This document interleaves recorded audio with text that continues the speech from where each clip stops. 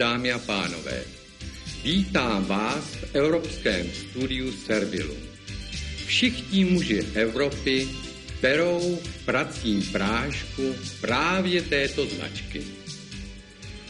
My sme mali takú malú oslavičku v práci, riaditeľovi sa narodil syn, tak sme to tak oslávili. No, na úvod sme si dali taký malý aperitív, potom sme si dali hlavné jedlo, bol to moravský bravčový vrabec s knedlíčkom zemiakovým. Potom som si dal jedno pivo, ale nejako mi nesadlo, tak som sa vrátil späť k tomu jedlu.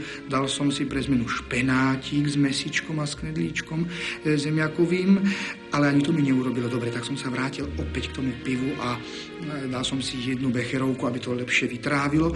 No a potom som zistil, že vlastne som zase hladný. No tak som si dal ďalšie jedlo, tentokrát to bolo lečo s klobáskou výbornou a potom som si dal šľahačku a potom som si dal mrkvičkový šalátik. Ale neurobilo mi to dajako zrovna dobre. Vrátil som sa opäť zase k tomu pivu a dal som si jedno alebo dve piva, potom som skúsil opäť becherovku kvôli esencii, nakoniec som sa vrátil zase k pivu, zase k becherovke, k pivu, k becherovke, no nakoniec som sa tak ožral, až som sa poblil.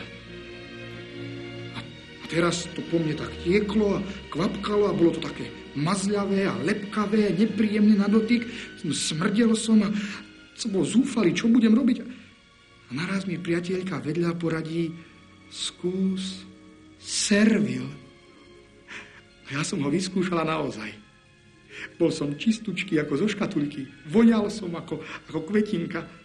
Vrátil som sa domov a nikto nič nepoznal.